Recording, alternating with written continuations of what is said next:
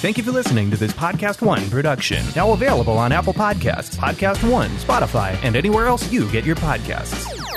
The following program is a PodcastOne.com production. From Hollywood, California, by way of the Broken Skull Ranch, this is the Steve Austin Show. Give me a hell yeah. Hell yeah! Now, here's Steve Austin. I couldn't open up a can of whoop-ass by myself, so my very special guest tonight is none other than WWE diva, Paige. That's me. Paige, Hi. welcome to the show. Thank you for having me. It's really weird being here, though. Hard-fought win on Monday Night Raw tonight. How are you feeling right now? Obviously, you got the big win. Are you nervous about the podcast? Are you excited about the podcast? I'm freaking out about the podcast. This is awesome because I get to talk to you. And, I had to, rush straight from a match. I'm a little bit sweaty, so I have a small a little bit. But that's why I'm, quite far back. Let's talk about the match a little bit. How did you feel about it? I thought, it was cool. I'm every time I'm in there though, I'm my biggest critic. So every time I'm doing something, I was like, oh damn, I should have done this, or oh damn, I should have done that. So. But you do that in the moment because when I would go back and watch, then I would nitpick stuff. But while I'm doing it, I wouldn't think about it so much. Are you good about watching now and being harsh on yourself? I can't watch back, but once I'm in the ring, then I'm like, oh my gosh, I completely messed that one up. Yeah. Now we were talking before we went on the air, and this should be an Unleashed show because you talk a lot like I do on my explicit content show. You cuss a lot. So are you doing that in the ring? Yeah, I do it in the ring. So if a girl catches me or whatever, I'll drop an F-bomb and I have to try not to, and then I'm like, I'm sorry, I'm not trying to have a go at you. It's just this natural. No, they think you're mad at them. Yeah, they think I'm mad at him. Are you just harsh on yourself? I'm harsh on myself, but I have to calm down. I get told all the time, Paige, you have to stop cussing. It's not ladylike. It sounds trashy, and I'm like. Well, but it works for this business. Yeah, I mean, not outside it, probably. I should probably calm down on that. I found out, you were going to be on a podcast, and I was like, man, I'm really excited to talk to Paige because you have a very interesting story, and you're only 23 years old, but you've been in the wrestling business for 10 years. You've been in the ring for 10 years. And literally born in the business. Your mother was taking bumps when you were still, she was 7 months pregnant. Yeah, look at that bad boy. How many times, I've never talked to a 10-year veteran who was only 23 years of age. And so people were talking to me about the podcast. We love Paige, but she really hadn't been around that long. Yeah. Yes, you have. Yes, I have, guys. Yes, I have. I want to go back to your story and talk about how you got into the business because your dad, Ricky Knight, and your mother, Soraya, have been in the wrestling business forever. Mm-hmm. And so talk about that. I know you've told this story a few times, but just kind of bring us up to speed on the WWE universe, up to speed on how you got into the business because it's a lifetime thing for you. Yeah, so my whole family are wrestlers, obviously. My mom, my dad, my brothers, my sister was a wrestler. There's my mom and dad. Oh, gorgeous. And then my granddad was a referee, my uncle was a wrestler. My nieces and nephews are now becoming wrestlers. It's just like a family business. My dad has his own company. But yeah, growing up, I was completely petrified and scared of wrestling, altogether. It scared me because I grew up and I saw the injuries that these guys had to, and I didn't get to see them very often because they were away all the time. So I was just like, oh no, I can't step in the wrestling ring. I watched it all the time, old school English. Were you afraid of the perceived violence? Yeah, of course. Yeah, but my mom was blinded for 6 months from wrestling. You know what I mean? What happened? She got drop kicked in the eye from the top rope by this lady called Julie Starr, and that swelled up so much that then it got infected, went to the other eye, and for 6 months she just couldn't see. So my dad had cooked for her, I was cooking for her, and I was super young. I was under 10 years old, and I'm trying to cook this dinner for my mom because she's so sick, and then my dad wasn't there because he was wrestling and stuff, So there's so many pictures on there, man. I'm looking fresh as a daisy. Wow. What does that do for you when your mother has actually lost sight from a wrestling match? Obviously, I would be petrified from the business. It petrified me, and I was always one of those kids as well that'd be beside the ring crying my eyes out, trying to get in the ring, no, leave my mom alone. And my granddad, he was a referee, and he still thought, he would get into it. He'd start taking his shirt off, and he'd be storm about the ring, and I'm like, Granddad, you're the referee. You need to chill out, But your mother and father are working in the business, and did they ever smarten you up and say, hey, well, Paige? not when I was younger. They try and, kept me away from that kind of thing for, they wanted me to grow up to think that. But, at one point, obviously, I grew up and realized, okay, I know what this is. And I did a little bit of training with the family because my dad owns a training school, too. And me and my brother, actually, Zach, which is the one in the top corner with the hat on, he's 14 months older than me. Me and him would go in there and we'd do this thing called the Rob Van Dam Spa. And we'd like be running. And my dad was like shot in a girl one day for one of the matches. And he was just like, hey, Rhea, do you want to get in there? And I'm just like, are you serious? Like, I can't get in there. But I did. And like, I was completely hurt, got knocked out. It was great on my first How'd you get knocked out? I can't remember. Right. I cannot remember. It was something, and then I think it was on my bump, and I didn't tuck my chin. And, like, I knocked my head, and all I can remember is just staring up at the ceiling, like, oh, I love this. This is great. I want to do this forever, you know? It was wild. But, yeah, from then on, I was like, no, I know what I want to do. And, you know, growing up with my brothers, especially Zach, who is so obsessed with the WWE, we used to watch the videos, and we used to have the little Titantrons and the action figures, and I was like, man, I want to be like the divas. Like, I want to be like Lita. I want to be like Bull Nakano. I want to be like Alundra Blaze. Like, I want to be like these women. And they were amazing athletes, and they were awesome. And I was just like, I want to be there one day. So I was like, you know what?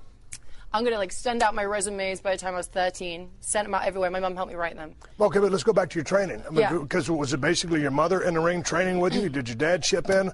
And obviously second generation, some people just kind of, through osmosis or just the fact that they're around the business so much, they pick it up. Yeah. Me, myself, going through the school, I was a slow learner. I was aggressive, but hard to learn. Yeah. How was it for you? Well, it was hard, especially the selling part, because obviously before I was 13, I haven't been in a real fist fight before, so I didn't know how to, like, the way to move my body around and stuff.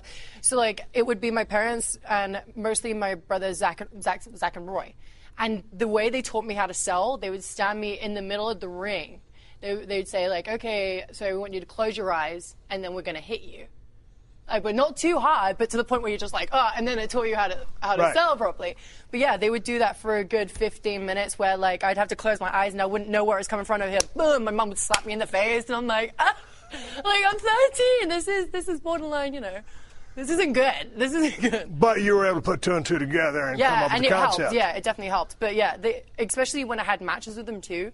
When I had matches, people thought, oh, they're going to hold back because they're no, they beat the living sea at me. You know what I mean? My dad's a big guy, and he did this thing where he like sits on people. Right. So I was like lying on the floor, and he like runs and jumps and like sits on my chest, and everyone in the crowd's just like, oh my gosh, and I'm like 13, like, my big old dad sitting on me. But how was that growing up? Because basically you started bumping, taking training in the ring at about 12 to 13 years of age, correct? I've technically been bumping since I was a fetus because my mom was actually wrestling with me. And Robbie Brookside, actually, he's down in NXT. He gave me my first bump.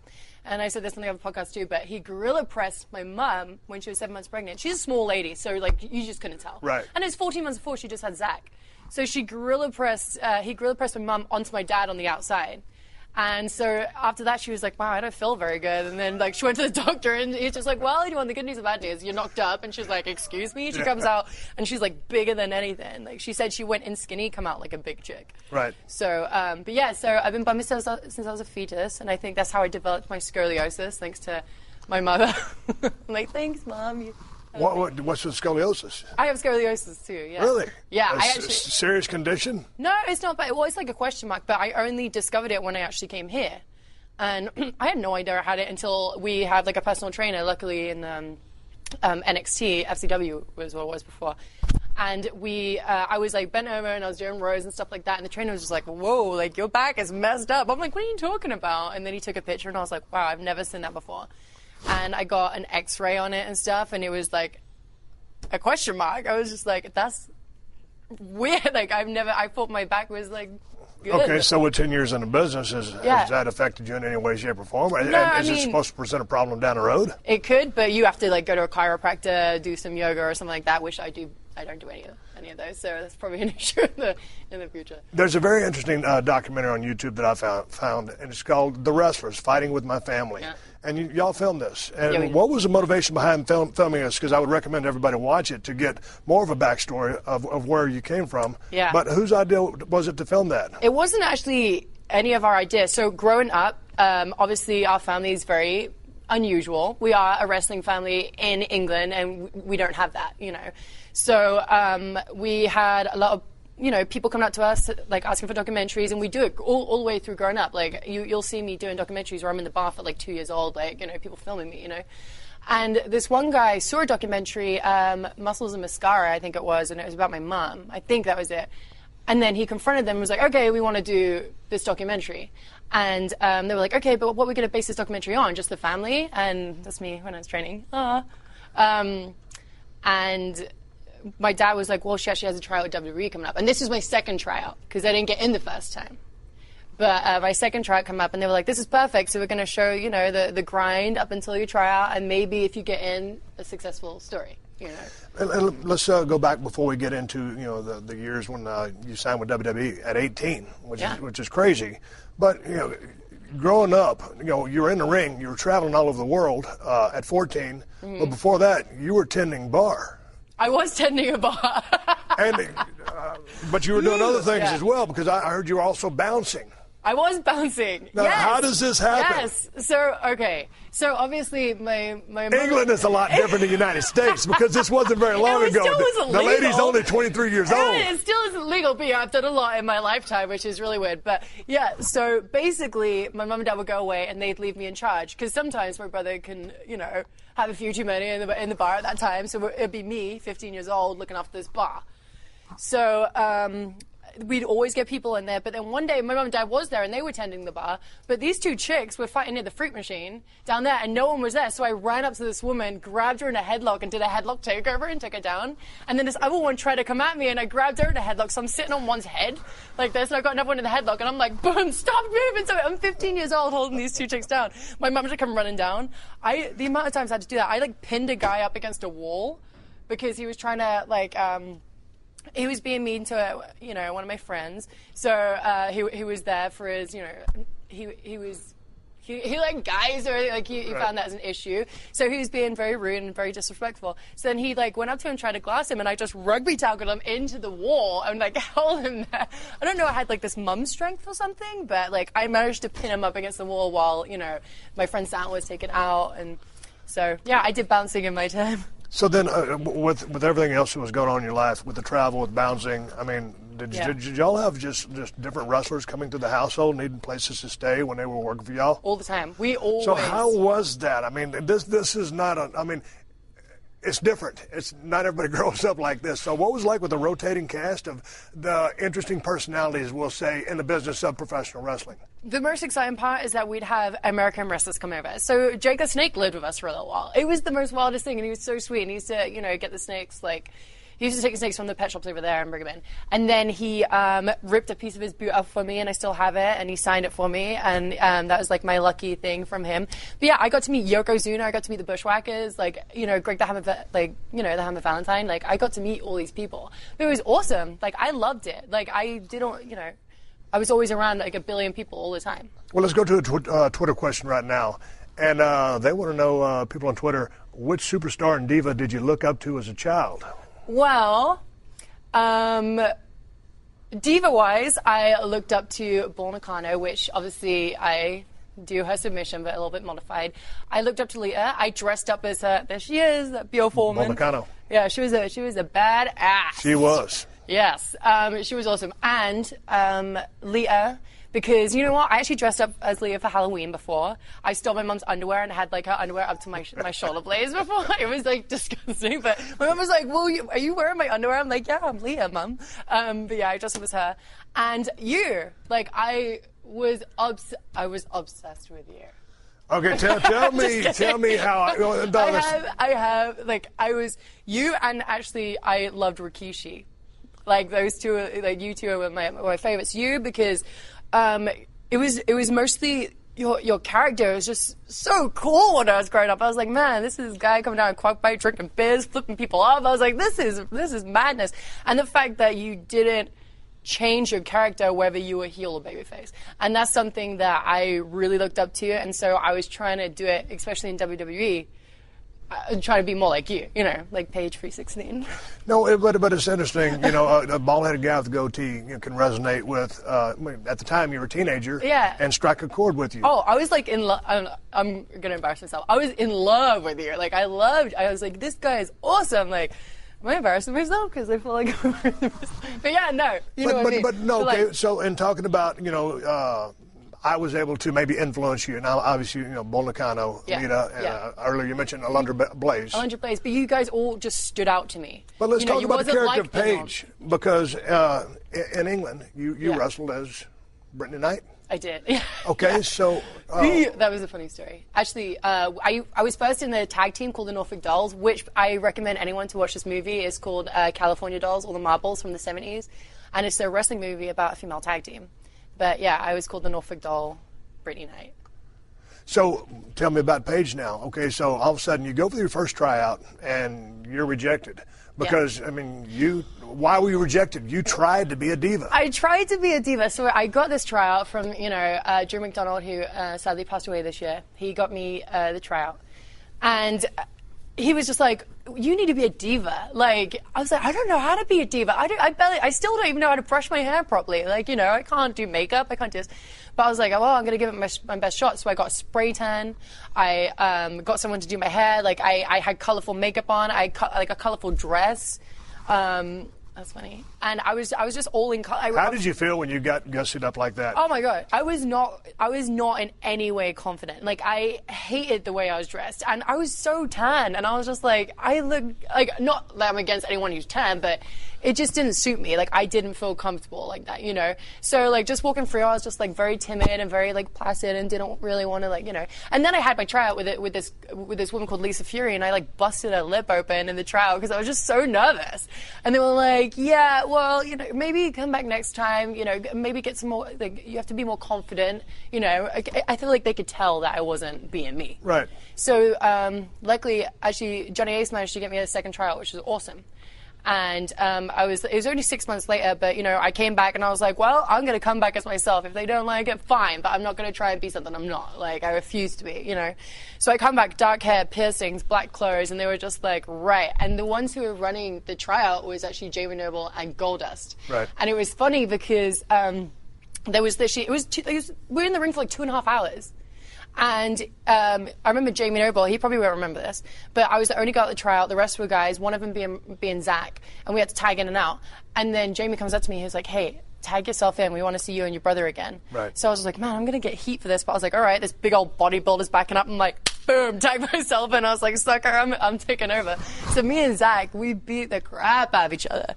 For like literally half the time we're in the ring. Like, it was ludicrous. We were sweating, but it was awesome because then Goldust took me aside and then he was like teaching me the stuff that I went wrong, and I was just like, but this is what kind of stuff were you doing wrong? Because there's a difference between European style and American style. So what was actually you critiquing? It's the stuff in between. I think we were doing the international spots. So we were doing like headlocks and off tackle. But I was doing things where I just wasn't like selling the things in between. So like Zach get me in a headlock, I send him off, and I'm just like standing there like waiting for it. He was just like, no, sell it, like go down, come back up, then get hit, But he was teaching me like the ins and outs, which is awesome. The Steve Austin Show. The Steve Austin Show.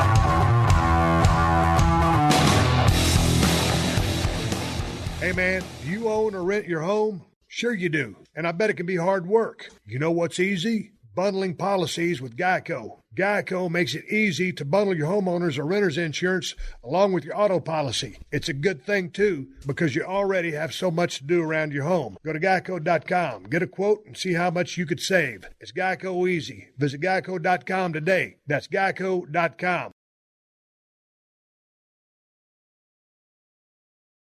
You ended up in NXT down in Florida.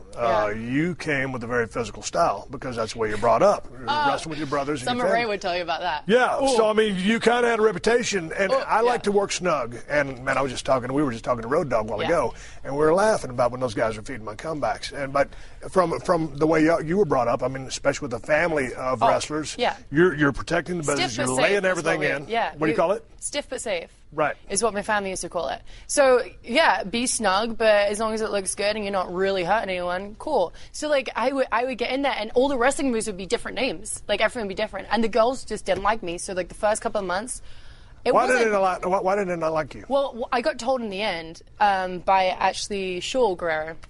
She comes up to me, and she's so freaking... We become really good friends afterwards. But at first, she was like, no, I was just intimidated by the way you look, because I came in like this, like crazy woman. Yeah. Some great pictures you're showing, guys. you know, and I came in looking like that. I already had breast experience, you know, I looked different, and she was like, I was personally intimidated by that, and I apologized. Like, people were just mean. Like, they were mean. And then Summer Rae, I've always been friends with her from day one, because we're like 2 weeks apart. I gave her a tackle, which in England we call check. Yeah. So like, and she's used to coming down for girls because she's so tall, but with me, like, and I stick it in. So like, we run this spot, and I give her this tackle, and I smack her straight in the teeth, and she lays on the ground, and she starts crying, and all the girls was like, she's trying to sabotage you, and I'm like, no, I'm not. I'm not trying to sabotage anyone. It's called an accident. Yeah, it's an accident. It's what wrestling is. Like, give me a receipt. I don't care. Like, freaking smack me around the face. Like, yeah. So you're known for your physicality. You've dialed it back a little bit, but tell me about, if you're influenced by the three women that you just named, a little bit of Stone Cold. Tell me about, you know, the transition into Paige, because if Stone Cold goes out, you know, he's selling cans of whoop ass. If The Rock goes out, he's selling electricity. If The Undertaker goes out, it's that phenom and the mystique that he has. Tell me about who and what Paige is. Well, Paige, I mostly, this is going to sound like really cheesy because I'm sitting right next to you, but it's mostly based on you. And Paige being so different is basically me, but an exaggerated version as well.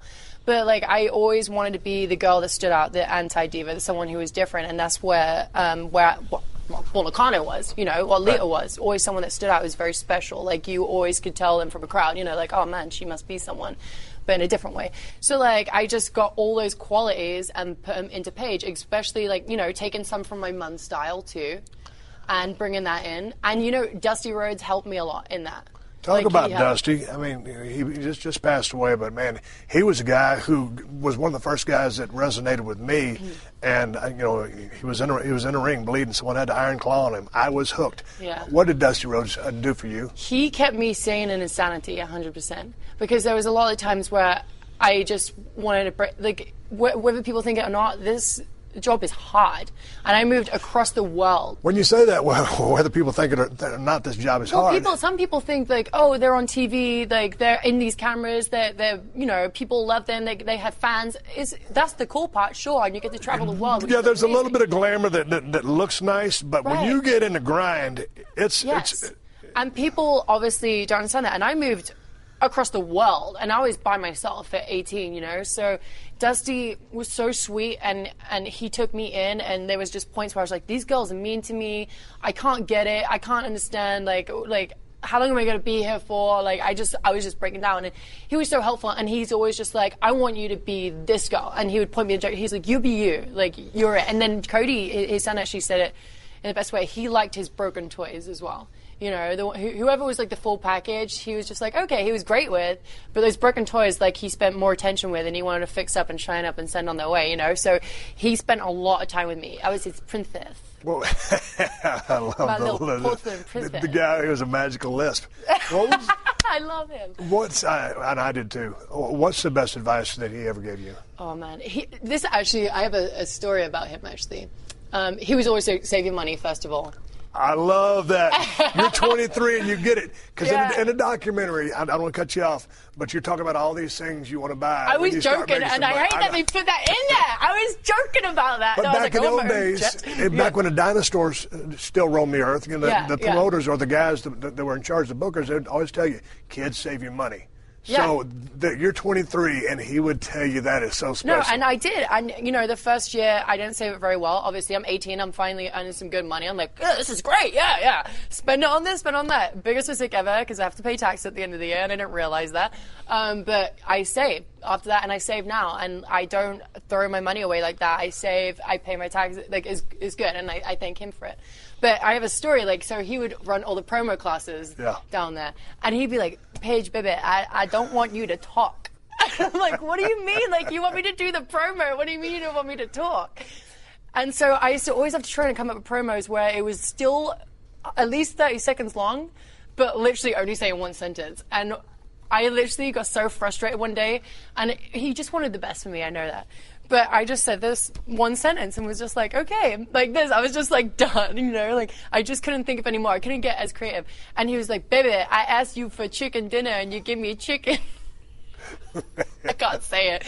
Beep. And I was just like, like that. I was like, Dusty! And like, he was just like, well, baby, like, oh. And then he started shouting at me in front of everyone. And it's the first time he shouted at me before. And I was just like, because he's always been hard on me, especially like the first couple of weeks I was there. He would always call me up to do extra promos. And he'd be like, okay, you're in love with Roman Reigns and he stole your toaster, go. And I'm like, I've just met these guys. Like, how do I do this? Like, you know, so I'm like, and I call him a mother.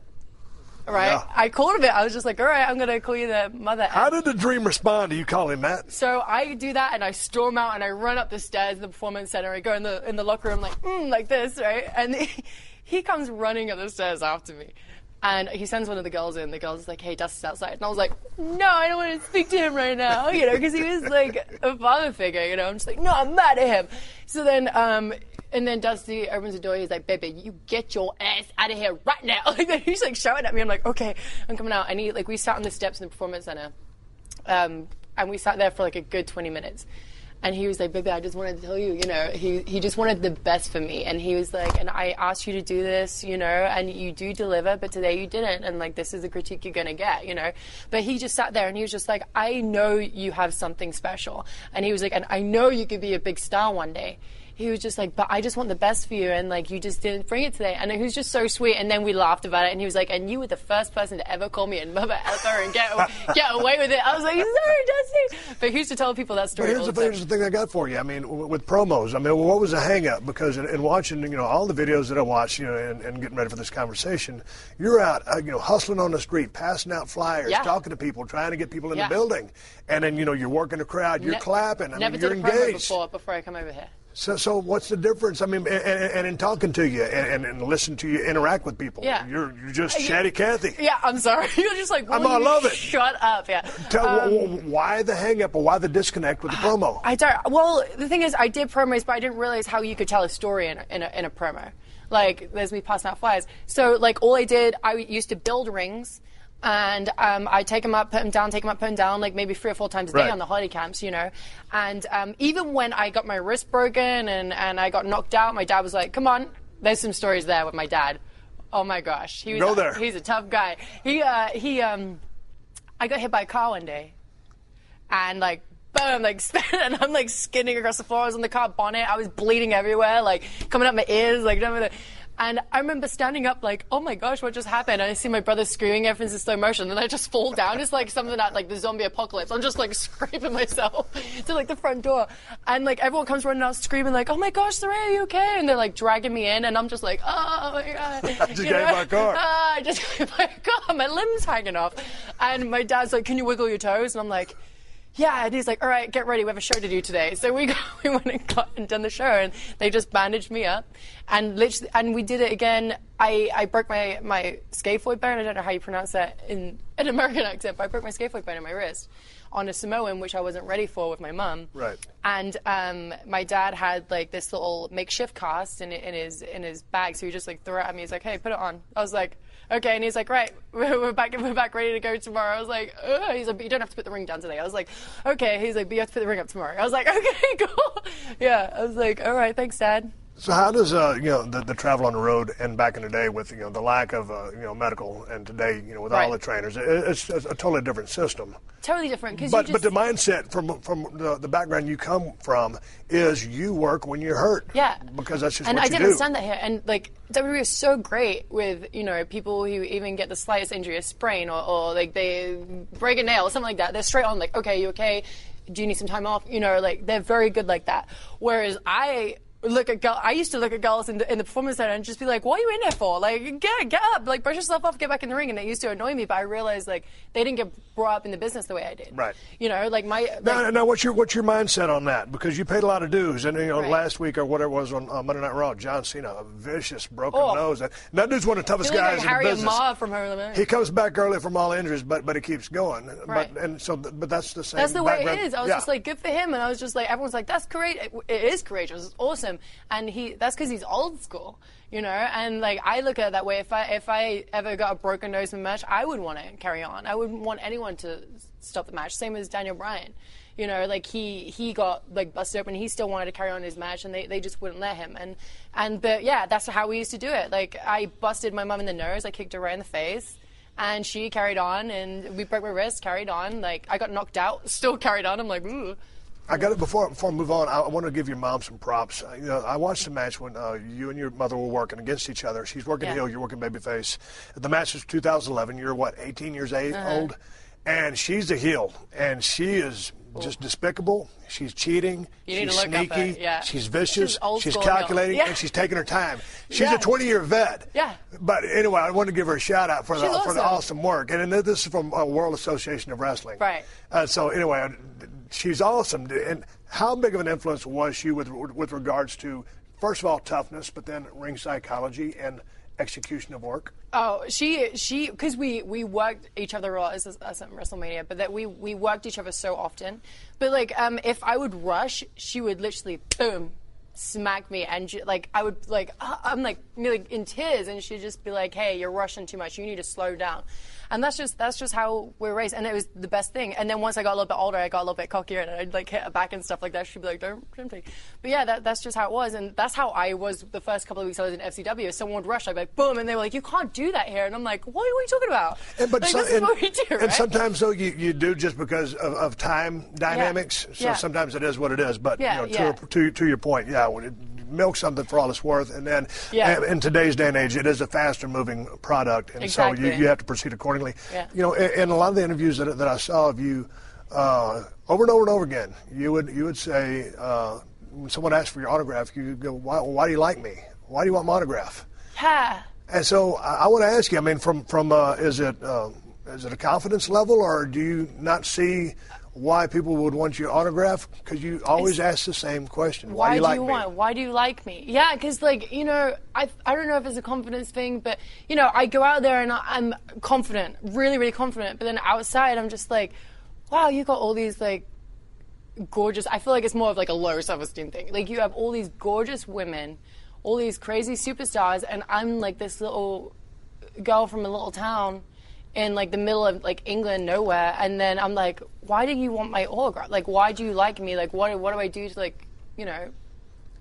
it's. But so just so that I read that The Rock gave you a great piece of advice. Yeah. What was that? Stay humble and hungry. Right. Because you always want to have more goals, and you always want to try and reach them. So always be passionate and humble, because you know what, a lot of people are not going to want to work with you if you're a complete a-hole. Right. But so then I want to give you something to take from this conversation as well. Because when people ask for your autograph, you have struck a chord with them, and they get to live vicariously through what you're doing. And all the years that I was in the ring, I had so much fun, and it was a blast. It was a rocket ride, and I knew that I was kicking ass, and we were, it was a whole roster of Hall of Famers. So we're having a great time. It wasn't until I was on the Hall of Fame, there, and they did a 5-minute video package, and I was able to see, okay, dude, this is actually what you were doing. Yeah. So my advice to you, a 10-year vet at only 23 years of age, when you get a chance and you're not on the road, sometime when you're at your crib in Florida, just step back, because sometimes I think you can get so far in the forest you can't see the trees. Right. So step away from it for a second. I know you're totally immersed in it, and it's your entire life, and who knows, it probably will be for another 10 or 15 years. But realize what you're doing and how powerful your presence is, and how passionate the WWE fans are, and realize why you impact these lives. Because look at the story you just said. And just some kid, some girl from Norwich, England. Why? Right. And I kind of when I watched the Total Divas back, actually, and I realized I'm the message I always want to give out is you want to be yourself. Right. And I know a lot of people preach that all the time, and they're not really doing it, but I feel like I do it, and this girl comes running up to me crying her eyes out, and she's like, you know what, you made me get over my eating disorder. I went to Wizard World this weekend, and 5 people, different people, guys and girls, come up to me crying. They were like, you helped me get over my anxiety, you helped me be more confident, you helped me think oh, it doesn't really matter what people think of you, I can dress the way I want, I can look the way I want, I can be the way I want. And I have to keep saying, I'm that's so weird. I'm getting it out there, and that's all I want. But I said that I was going to I told Daniel Bryan, I tell a story about how he met my family. So we'll get into that soon as well. So I tell you. Let's go back to Florida for a second. Yeah. Triple H has been a big influence on you. Huge influence. He gave me, I actually went through a stage. This reminds me. I actually went through a stage at this point where I had so much bad luck. I got in a car accident. I had to have surgery, so I was out for 3 months. I got my bank account, like I ordered something online and it got completely hacked, money taken from me, and I couldn't pay for my surgery. So like, and my dog got hit by a car. So I was like upset. So at this point, like Triple H I was just like, I'm just ready to come back. I have like so much like bad luck and stuff going on. And he was so great, and he was just like, I'll get you back a week earlier for this. So he gave me the opportunity to come back, you know, and like literally that was my first day back and from surgery, and you know, we did the whole championship thing, but he helped. So that was your first NXT. You're the first women's NXT champion. Yeah, I was buzzed, and I was just like, what? Like, how is that possible? Like, to make history in the WWE at like only like 21 at that point. Like, it blows my mind. It blows my, and you know, Emma is like such an amazing talent as well, and getting to work with her, and you know, she's come from the similar background. You know, she's done the grind and stuff prior. You know, she's been doing it since she was 13, so it's just like, to work with her and do this, and Triple H give us the opportunity to do it, because I feel like that's how the whole Diva Revolution started, was because of him. Well, you mentioned it. It's a Twitter question. I want to ask you about that. The Diva Revolution. Did you start it? I feel like. Okay, well, what do you think has been the best thing about the Diva Revolution, and why? I just think them giving us a lot of time to actually tell a story and showcase what we can actually do is probably the best thing. Opportunity. Yes. But, like, I feel like Triple H was definitely the one that started it when it comes to NXT. You know, you had AJ, who was different, quirky, but, you know, wrestling side of things, she didn't do that very often. And she was amazing. Like, I looked up to her as well because she was different. But he gave us an opportunity. He's like, hey, you're going to have, like, 20 minutes for this NXT match. And we're just like, what? That's great. Wow. Yeah. You know, and this is the first, like, live special we're going to have on the WWE Network. No other pay-per-view's been on there. We were the first pay-per-view, and it was like NXT. And he gave me and Emma the opportunity to do that. Which, like, and Stephanie was there as well, and it just blew my mind. So I feel like he kind of started it, and then me and Emma kind of got the ball rolling. This is the Steve Austin Show. Hey man, you own or rent your home? Sure you do. And I bet it can be hard work. You know what's easy? Bundling policies with Geico. Geico makes it easy to bundle your homeowners or renters insurance along with your auto policy. It's a good thing, too, because you already have so much to do around your home. Go to geico.com, get a quote, and see how much you could save. It's Geico easy. Visit geico.com today. That's geico.com.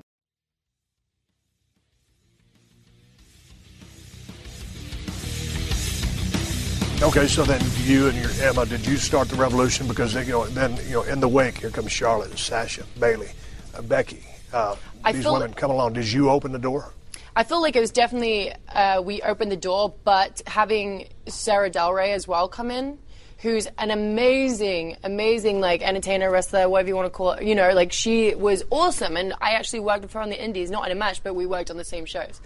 You know, so having her in there and teaching the girls not just a diva way of wrestling, but a man's way of wrestling too, like a superstar way of wrestling, and you know, I fit Finley too. Once we come up here, he gave us the opportunity to do so. Phenomenal. Yeah, Dean Malenko right now is phenomenal. Amazing. I actually go to Dean a lot nowadays. Like, I'll go up to him and talk to him about a lot of stuff. But yeah, so I feel like them as a whole, not just me, but Triple H for giving us the opportunity, and us for, you know, delivering a match and showing what girls can actually do. And then, you know, Sarah Del Rey coming in, and then, you know, it's like a ladder, and I wanted it. Yeah, I saw some old traveling videos of y'all in England. Y'all in just some brown car just hauling ass down the highway. There's air flying everywhere, windows are down. How broke down all the time. How does it travel from back into to these days? I mean, who do you travel? Are you traveling solo? You got gals packed in the car trying to cut back expenses? Usually I travel, you know, sometimes I travel by myself. But, you know, I have Alicia Fox, which I travel with a lot. I used to travel with Emma. But, yeah, we get our rental cars now, and we have our hotels, and, you know, they get our flights and stuff like that. But in you know, England, we would, like, get in these crappy little cars and try and all squeeze in there, like 5 or 6 of us, like, trying to, like, get to the next town. And we'd break down on the side of the road all the time. Like, we'd have to stop at gas stations and eat the sandwiches out of there. Like, it's definitely different. It's way nicer here. Way nicer. Man, I tell you, I'm real good friends with William Regal. Yeah. And we were down in Blackpool one time, and we were down at visiting a bunch of his friends. And there was a wrestling ring set up, and the guys were actually bringing the people in, the marks in, and doing their thing. Yeah. And I'll never forget it because it was like really basic and pretty low key. Like you passing out those flyers. Yeah. And I'll never forget one of the guys. I can't remember his name, but I'll never forget what he told me. I would think I was at that time, pretty white hot on top of the world. And we shook hands as we left, and I said, "Hey man, nice to meet you." And he looked at me. He goes, "Steve," he goes, "enjoy life." And I was like, man, here's a guy who's working his ass off to get these people to come in here, and we're selling out, 20,000 20,000 seat arenas, night after night. It doesn't matter what day of the week it is. Yeah. And here's this guy telling me to enjoy life, and I never forgot that. Are you enjoying life? I mean, the pressure cooker's on because it looks all fun and fine and dandy and glamorous, but there is a grind to it. Yeah, that's what I actually tell my friends and my family. Like, I have to have that fun, Like, I have to still have another life out of this, So, like, yes, I travel and like I'm working a lot, but I wouldn't have any other way. But after the show, like, hey, we'll go out, we'll go hang out, we'll go to eat, we'll go, to a bar. Kidding. But yeah, we'll have a good time because and then I'll just go on random trips. Like the 2 days that we sometimes have off a week. I just went to Costa Rica one week. We went to Tulum, in Mexico. We went, we just take little random trips just because you have this one life and you have to try and live it as much as you can, and you have to try and feel normal as well. At 10 years, where do you feel you are in the business? Oh, I'm still learning. I'm still I've got so much. I'm still super fresh here, so I feel like I've kind of started over again, kind of like a restart. But I've still got a lot of time. Well, yeah, you still got a lot of time. Yeah. You're only 23, but I always consider that 10-year mark kind of be the holy grail, mark where you really know from a heel babyface perspective of what's going on in the lay of the land with what promoters, want you to do with regard to storyline, the details. Obviously, you're probably mechanically proficient in the 5-year zone, but that 10-year mark, as I always talk to Arn Anderson, that's when you really have it all together. That's like a milestone for sure, yeah. Do you feel like you have that all put together? I feel like some days I do, some days I don't. It's so strange. It's so strange. I feel like obviously I know what I'm doing and I know what I want to do, but there's still some days where I'm just like, man, do I still not get it? Well, tell me about the transition from being, when you started with NXT, you already had 6-7 years in the business.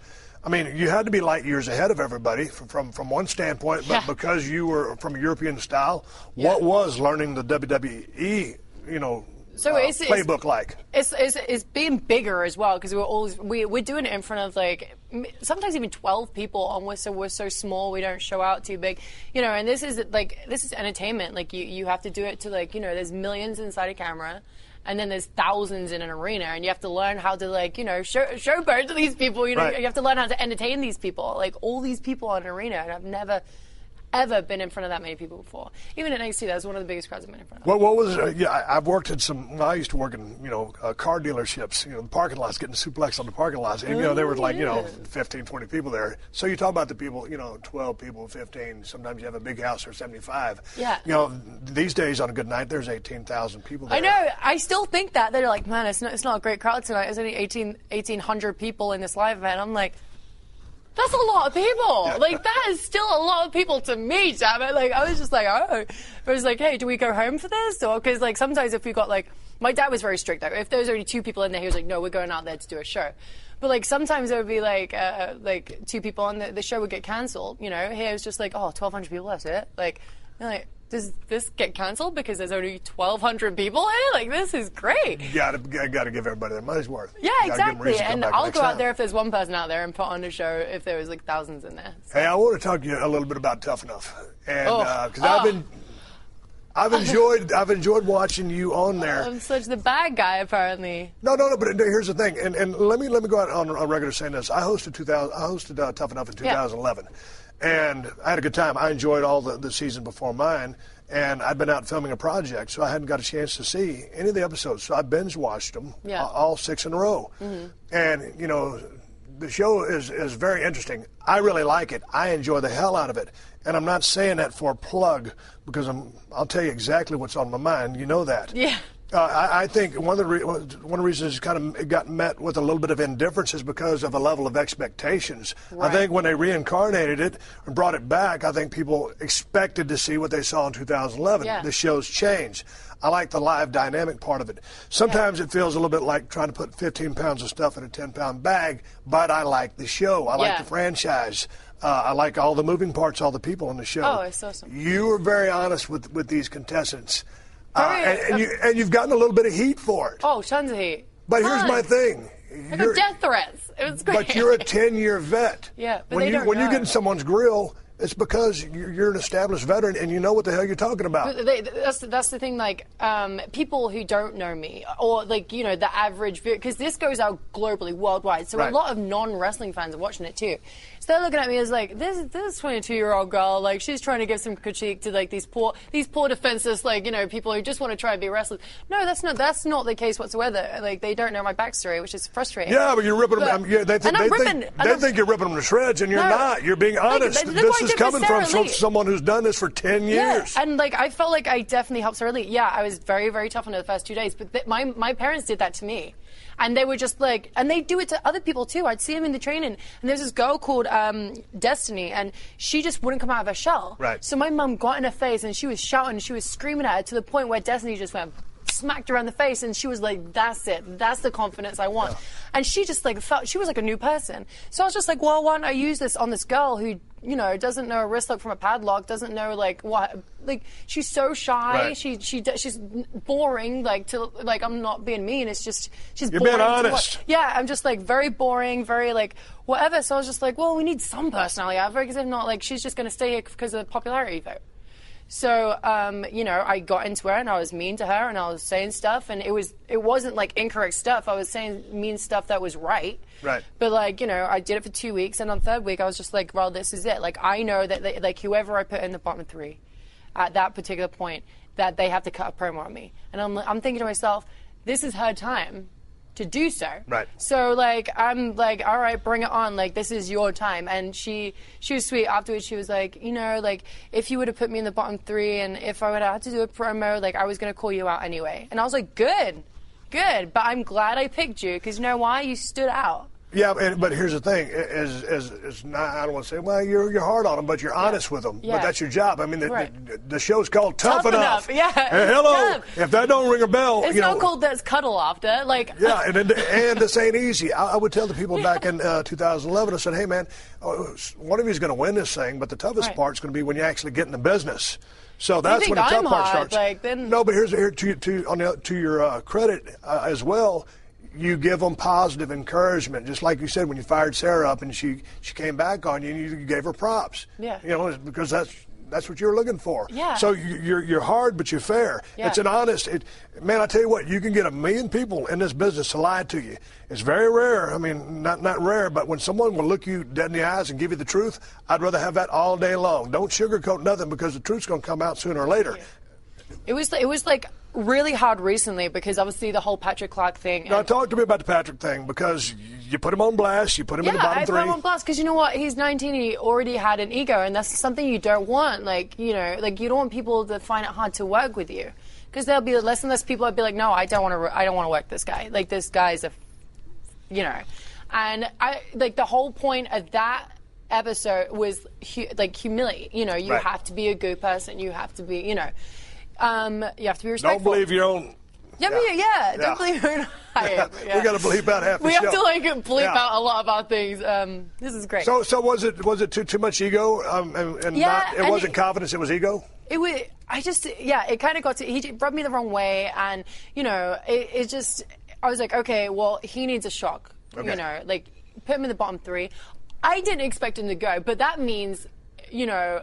And people, like, as soon as he did win, I was like, wow, okay, he's gone. But, like, I got backlash on Twitter, and I'm thinking, okay, guys, the whole point of the show is you vote for who you want to stay. And at this point, like, you didn't vote for him, so you really didn't care. So why are you giving me crap about it? Like, you know, it's your fault. It's your fault. Well, it's your that job was to the thing. throw. You put a guy in the bottom three, and Yeah. back in the day when I was doing it, I might have had my crosshair on somebody, but I'd give them a chance to talk their way out of Right. it. And sometimes they did, sometimes they didn't. Right. If you put someone in the bottom three, you put them there, but the viewing public doesn't have to vote him off. If the consensus was, hey, this guy should stay, then he should have stayed. He should have stayed. So it's funny when you get the tweets like, hey, what are you doing? You shouldn't put Patrick on bottom three. To bring Patrick back, and I was like, well, actually, the biggest mistake was probably this week when Marta went, because I feel like Marta, whatever was said and done, he looked great. He could deliver a promo. He had character and personality whenever he needed. He could switch it on. I mean, he may be a nice, timid guy behind the scenes. When he did his thing, it was just like, wow. He stood out. He jumped off the television screen for me. And the whole thing about Amanda getting saved, I don't have anything against Amanda. I just don't think she should have got saved because she was hot. That should have. Now what? So the Miz used his safeguard there. I was like, what are you doing, you idiot? What is going on around here? What were you thinking when I was he just pulled out like, the well, safeguard? you're taking the heat off me, brother, man. Oh, God. I was like, oh, yeah. I was like, I don't need that. I was like, all right, good luck with that, because, I'm... Well, what's the story with Daniel Bryan? Because I've enjoyed his presence on the show because he's not been working. His book is out right now. I'm putting a plug out. Okay, we will there we enjoy go. this story too. She already knows the story, but I met him back in 2003, and what was I? 11? I can't count for some reason right now. Anyway, so I met him then, and he come over, and it was like one of those shows where there's 3 in a row, where he did 3 matches in one night. And he walks in, and no one picked him up from the airport. This is in his book, but they're not named in it, but this is definitely about my dad and brother. Anyway, he walked into the locker room, and he had to make his own way there. And he was like, I just see these 2 guys, and one's holding another guy behind the back like this, and the other one's punching him in the stomach like this. And he just thought, laugh and joke. It's probably a British thing. So he goes hey guys, hi, I'm Brian, da da da. And then my dad turns around and goes, hey, how you doing? I'm Ricky Knight, like that. And then carries on punching this guy in the stomach. So then he leaves, come back in, and then he sees my dad and my brother dangling this guy out the window by his feet. They were 4 stories in the air. So, and then he was just laughing and joking again. And then Mal Mason comes up, and he said he had a bunch of people come up to him and was just I'm so sorry about tonight. And he was just what are you talking about? He thought it was just because you had to wrestle 3 days in a row, 3 times in a row. And he was like, oh no, it happens all the time in America. And he was just wait, what? And he was like, what are you talking about? He's like, what are you talking about? He's like, and then he explained to him that was actually James wasn't great about my mom. So they're very protective. We're a very protective family, especially over this one. But I've enjoyed and so they were pretty aggressive protecting you back in the day. It was my brothers mostly. There's my brother Asa too, but my brothers Zach and Roy. Oh my gosh, So if I had boys, especially my dad would have my uncles come around and they give me trash bags and be like, go give this to your boyfriend. I'm like, why? He goes, because he mess around with you. That's what he's going to end up in. I'm like, I can't give him this. But then they made me do it. I was like, this is what you're going to end up in if you hurt me. But there was one time. One of my brother's friends, and he was very overly flirtatious with me, and he just wouldn't leave me alone all night. And I'm trying to run this bar, I'm trying to pull these drinks and stuff like that. And this guy wouldn't leave me alone. So my brother just grabs a pool cue and smacks him around the head with it. And this guy's eyes he fell down, come back up, and he was like, sorry, Roy, I didn't mean to flirt. And they respected my brothers so much that they were okay, I pushed the line. Zach did it once, and this guy wouldn't leave me alone, one of his friends again.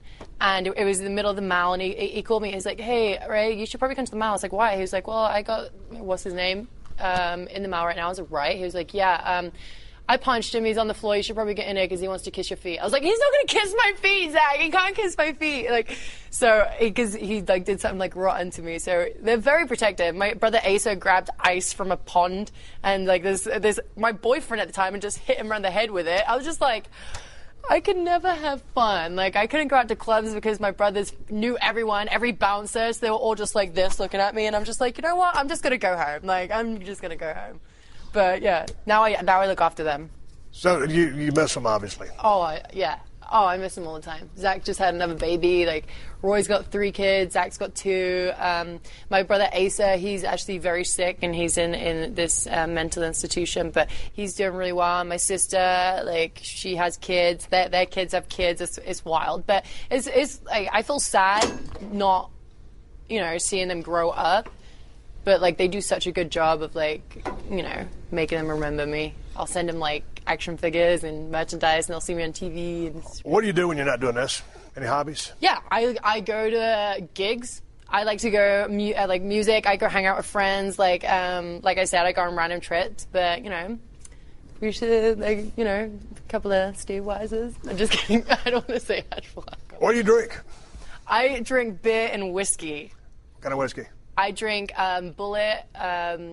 I also drink Jack, and I drink Maker's Mark. And then beer, I drink Purple Haze, I drink Bud Light, I drink Budweiser. I literally drink really any beer. I'm a big beer enthusiast. When you got into the business of sports entertainment / pro wrestling, did you have any goals? I mean, I just got in because I wanted to be a pro wrestler.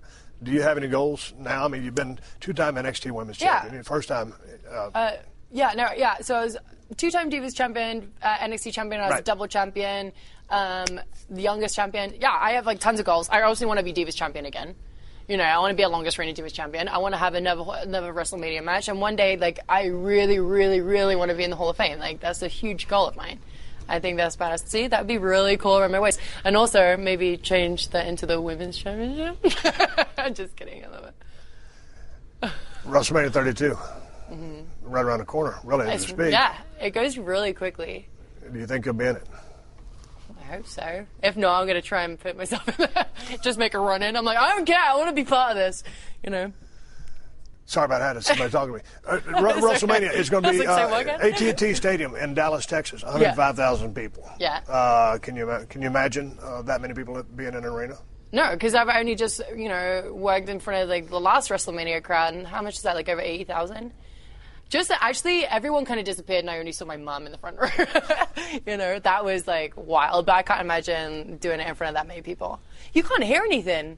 Dean Malenko said, you know what, he was like, there's a lot of people in there, but you can hear a pin drop because it's so big and like there's no ceiling. So I was just like, I was expecting like loud rat and you're like walking out like, wow, it's like crickets, people hate me. Just like, no, you just can't hear it. And that's, we were in Ford Field several years ago is when Vince was against Donald Trump. He had the teams working against him. And the thing about it was that thing is 90,000 seats big. And so we really thought we were stinking the joint out. We couldn't hear the sound because the sound was disappearing up above. We didn't have the speakers around. So, man, it was really bad and sad because we thought we had lost everything. But the people were really into the match. We just didn't know it. Yeah. And that's how I was. But then like Dean kind of clued me up. He's just like, no, it's just because there's no ceiling. But they were loud from like our perspective, but in the ring you can't hear a thing. And I was just like, ooh, God, like yikes, that was kind of scary. So what's next for you? You go from here and you go where? Back to Do Tough Enough. We are flying back to Do Tough. So everyone's like pretty much angry with me right now because they're waiting for me so we can jump on the old jet ski and go on the old dusty trail back to Orlando. But yeah, so they're probably all watching this like, will you hurry up? You get a story about Big Show? Oh, yeah, on the jet. You got to tell that before. We're about to go off there, but you got to tell that story. Okay, so me and Renee Young were like, this was actually like 2 weeks ago. We're cold, and we were like, all right, we're gonna find the blankets. And Big Show's like, no, I got a spare pair of pants like that, and he like throws these pair of trousers at us. So me and Renee decided we wanted to be a sweatpant mermaid. And we both got in like the leg each, and then we hopped, and then they put on some like country music, and then we like danced for everyone on thing. We also started a dance party last week, which was really cool. I started getting the old Tina Turner moves out because I was wearing tassels. No big deal. At 23, you know who Tina Turner is. Yeah, my dad brought me up in a good way. His first ring music was Simply the Best. There you go. And then he changed it to Beastie Boys, Fight for Your Right. But I got brought up really good on music. I'm not gonna lie to you. All right, we're about to go home. What can we expect to see on Tough Enough tomorrow night? I literally have no idea now. Now we've got The Miz on there. It's like, it changes. But yeah, I'm probably, I'm going to see how Amanda did this week. Yep. I'm going to see how Sarah did, but, I'm going to go there all guns blazing because I'm furious that what happened last week. But guns blazing, we're going to see what happens on Tough Enough tomorrow night. It's live TV, and I'm looking forward to it. Mm-hmm. And from San Jose, California, I'm sitting here with Paige, 2-time WWE Diva Champion. My name is Stone Cold Steve Austin, riding off from the sunset. I'll catch you down the road. Thank you very much, Paige. Yay, thank you. This has been a Podcast One production. Download new episodes of The Steve Austin Show every Tuesday at PodcastOne.com. That's PodcastOne.com.